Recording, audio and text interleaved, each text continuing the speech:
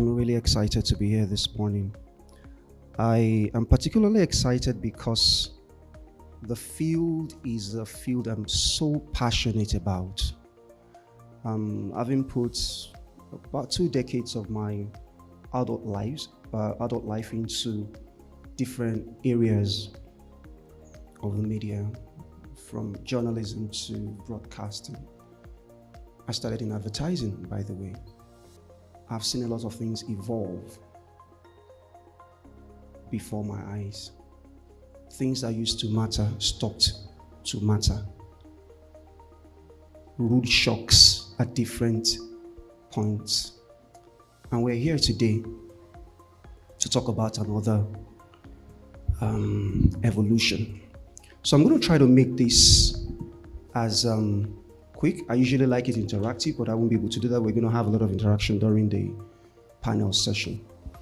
All right, so this has been themed the reality of digital media performance in Africa, navigating the future through data and tools. But I'm taking this beyond numbers.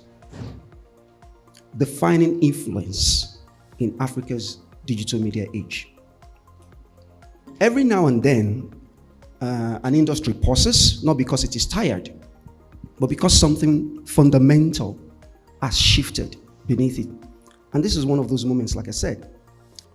So for years, we understood digital media performance through a familiar lens, which is traffic, reach, impressions, bounce rates.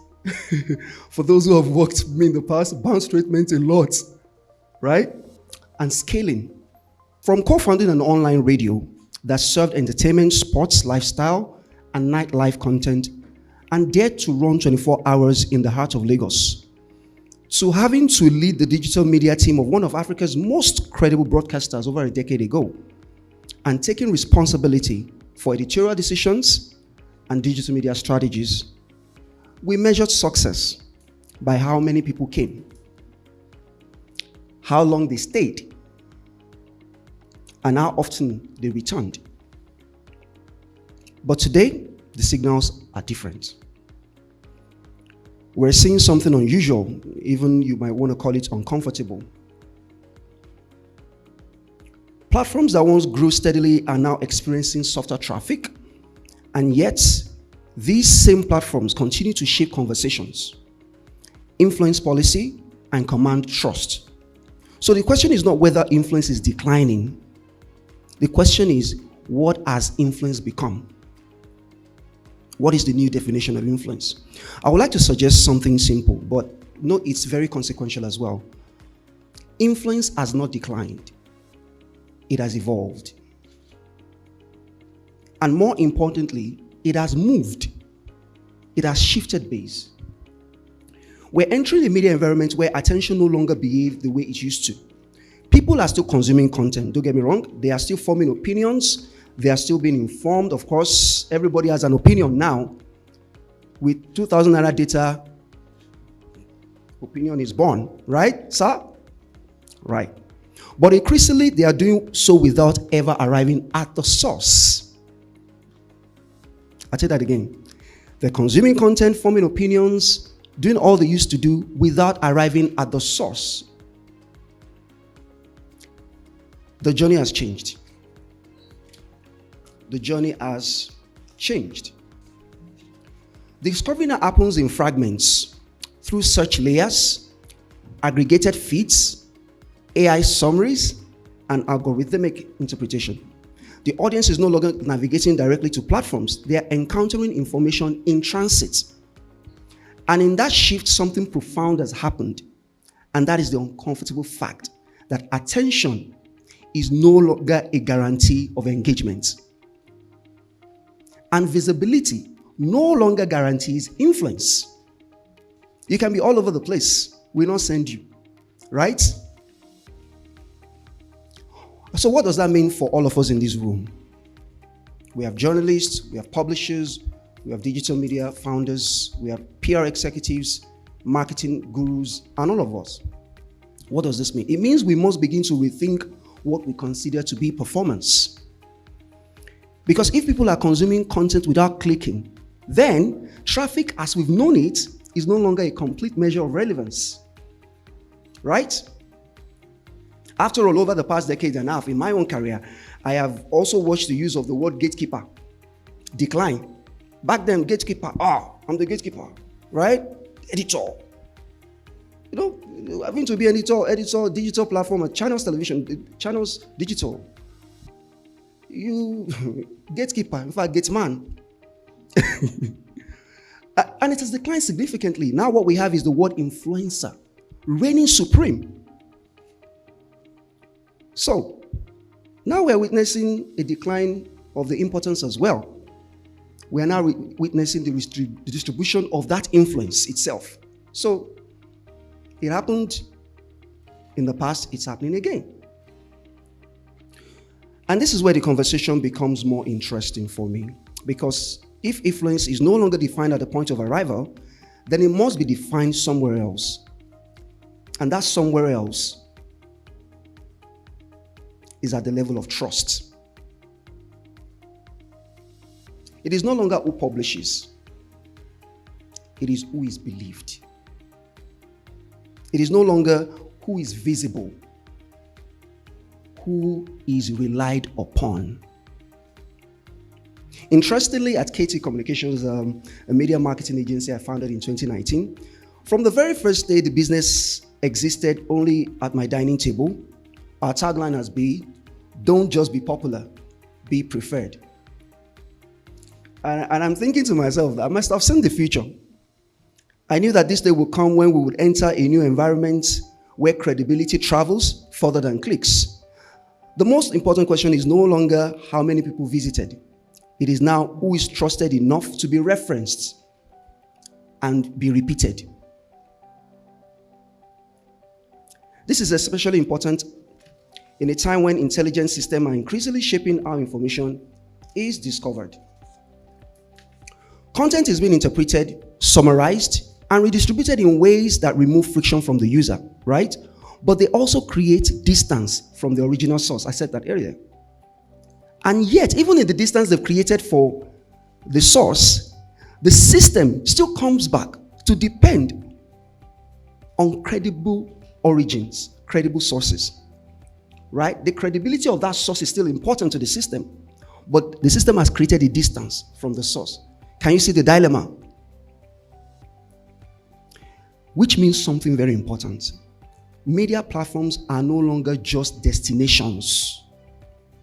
They are becoming sources of authority within a wider information ecosystem. Now, that changes everything, because it means the game is no longer about attracting attention.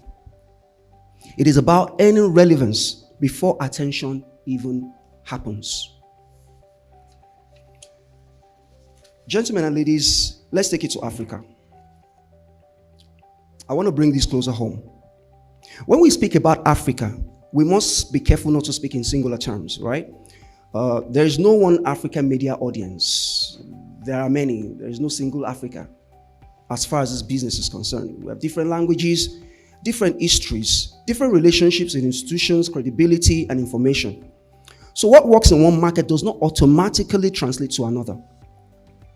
And so strategy must become more nuanced, more local, more culturally aware, more intentional. A few years ago, while I worked as a communication specialist for an European Union project in West Africa, I experienced this situation firsthand. I was providing strategic leadership for 5 countries, 3 of them being francophone, which meant, and I don't speak French, right? I had to oversee communication for Cote d'Ivoire, Togo, Burkina Faso. Only in Ghana and Nigeria were Anglophone. And that meant I had to rethink my tone and approach outside the Nigerian styles, right? One cap doesn't fit all in this business. Trust in all of this becomes the most valuable asset. No matter what you change, the trust level you bring becomes the most important asset. And with that comes both opportunity and responsibility, because while we now have access to more data than ever before, data alone does not give us direction. Data shows us behavior, but it is interpretation that gives us meaning, which is what Ranked has done. data interpreted, given direction to its user. The real risk in this moment is not disruption, it is misinterpretation. It is the temptation to apply yesterday's metrics to tomorrow's reality. It is the comfort of familiar dashboards in an unfamiliar world. So the question we must ask ourselves is not simply, what is the data saying? We do that a lot. What's data saying? But rather, what is the data asking us to do differently? And I will suggest 3 things. I'll put 3 things down here that we should all be looking at as practitioners. First, and this means a lot to me, and experiments in the past, sometimes we wing it and just get it right in some campaigns, but I tell you what, these are very important. First, we must design for meaning, not just reach. Build meaningfulness, not just reach. In a world where content is abundant, there's enough content. Everybody's creating. Meaning becomes the differentiator. Not everything that is seen is remembered.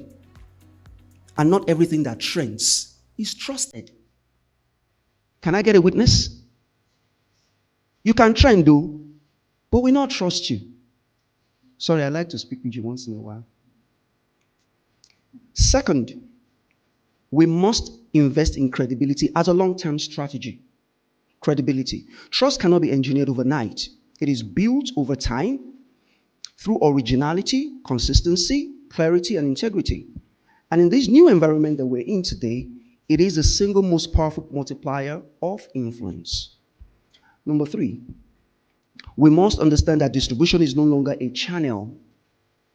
Distribution is no longer a channel. It is a system of different elements. Content moves across platforms, layers, and technologies in ways we do not fully control anymore. With AI, the game has changed. So the goal is not just to publish, it is to position. It's not just to publish, but to position. So with all of these points, it's pointing in to a deeper shift. We are moving from content creation to influence design. And those who understand the shift early will not just adapt, they will lead. So as we engage with insights from the report, I have these words. I would encourage us to resist the urge to look for winners and losers. This is not about who is high, who is low. Instead, let us look for patterns. Let us look for signals. Let us look for what this moment is asking of us as media leaders, as communicators, and as custodians of public narrative.